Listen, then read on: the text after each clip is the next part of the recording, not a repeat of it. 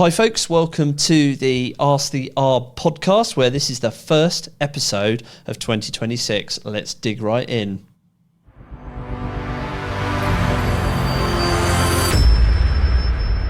So we're back, 2026, the very first episode of 2026. And wow, what a year 2025 has been. If you haven't seen, over the Christmas period, I put out a predictions video, which is gaining some real traction, and it's just a format that's a little bit different from the podcast, and it gives us an opportunity to really put out some detailed, some really meaty information that's out there in the wild. If you haven't seen it, go and check it out. So in these first couple of podcasts of 2026, what we're going to do is we're going to continue with the Q&A format. We've got some guests coming in later on. It's probably going to be in February onwards, to be honest. But if you're at all interested in coming on the pod, having a chat about all things planning in the UK, specifically in relation to trees and ecology, or maybe even just related subjects like topographical surveying, tree surgery, things like that, drop me a line and we can get you in.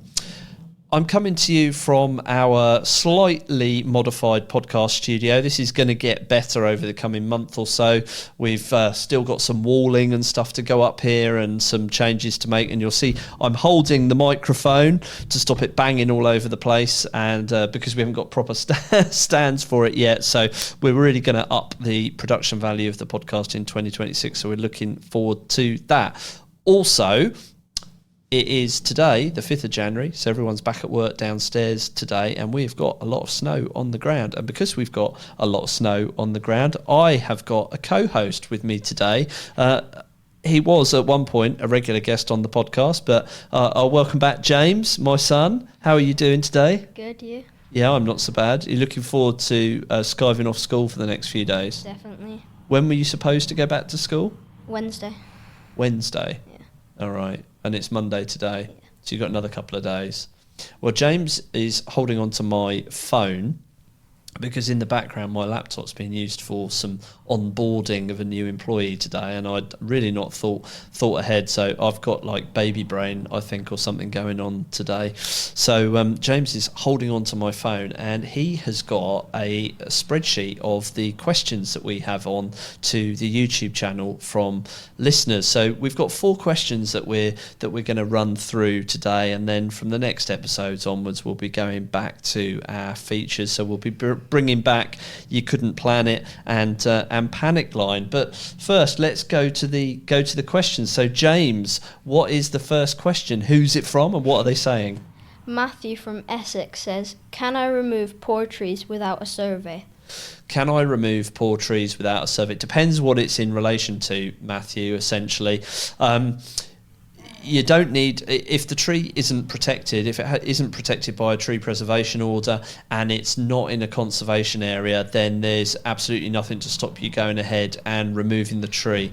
The only time that I would exercise caution is if you are looking to do any form of planning application and you might get caught up with BNG. I don't mean to keep referring you back to that predictions video, but I talk about BNG, the changes that are coming with BNG, and it's probably worthwhile you checking that one out.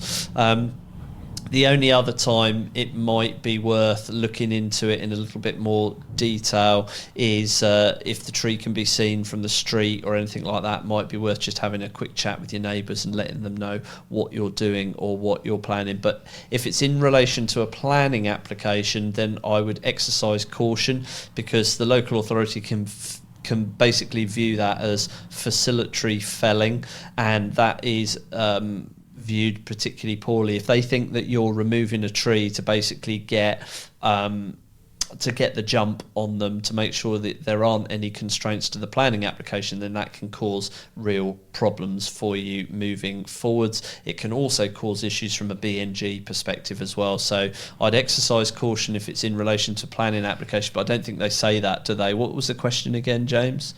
Matthew said, can I remove poor trees without a survey? Yeah, so there's not a lot of information there. The yes and no, yes and no, which isn't terribly helpful.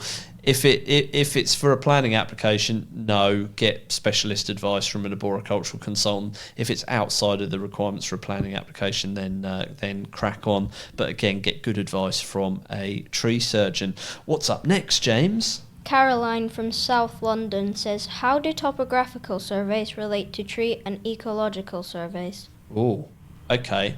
So, Caroline. Okay, so a topographical survey. What a topographical survey is basically is a measured survey. So most people, when they're putting in a planning application, they will need some form of base map which accurately plots various sort of information. So it can be things like curb lines, it can be the trees and the houses and all that kind of good stuff. What the topographical surveyor picks up is dependent on the instruction that you give to them, essentially. So you need to make sure that you give them a really, really clear brief on exactly what it is that you want them to do. How it relates to tree and ecologies, well, so from a tree survey perspective, if we haven't got a topographical survey and our team are going out to do a survey, then they're almost going to be like sticking a finger in the air, and the tree positions are going to be plus minus 2 to 3 meters, which for most purposes is actually okay, even though it's hugely inaccurate. If you've got a topographical survey, it means the topographical surveyor on site has stood next to the tree or shot a laser at the tree, and they've captured that tree position in a 3D space with very high accuracy, sometimes less than a centimetre. So that's just going to make everything much more accurate if your topo surveyor picks up the trees. So they'll pick up the centre point of the tree. They might pick up the diameters. And they might pick up the crown spread. So if you've got a topo survey and it shows the trees, it's going to be much more accurate, basically. In terms of ecology surveys, it's less important, although it does enable the ecologist to accurately map the habitats on site a lot more clearly, which is awesome. It's also essential for BNG. The higher the quality of the mapping, the better and more accurate the results will be. I think we've got time for another couple of questions, James. We're on to page 2, aren't we? Yeah. Lisa from Manchester says, what tree protection measures do I need for retain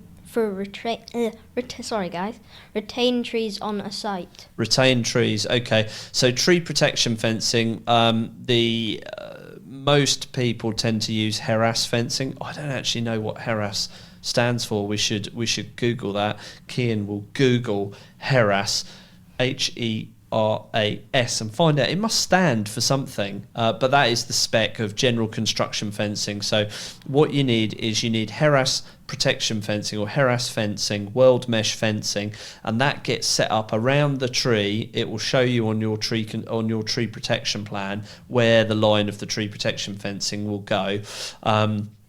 Might be a red line, might be a purple line, depends on the consultant that you use, but it will show you exactly where that needs to go. So you'll spray paint that out on site, make sure the measurements are correct, and then you'll hire in this herass panelling. It's a couple of quid per panel per week usually for the duration of the construction phase. But what's really important, if you go to a general construction site, you've probably seen it after a period of high wind or something like that, this fencing just falls over because it just sits in rubber feet. Tree protection fencing cannot be moved or be movable by anybody other than the tree consultant. So what's really, really important is that it's braced. So what usually happens is it's braced from the midpoints with scaffold poles down to the ground, with little posts driven into the ground, and that herass protection fencing, that will give you a really robust tree protection measure, and that will stop the builders moving it out the way to dump waste and all that kind of good stuff, because it's there to protect the tree's roots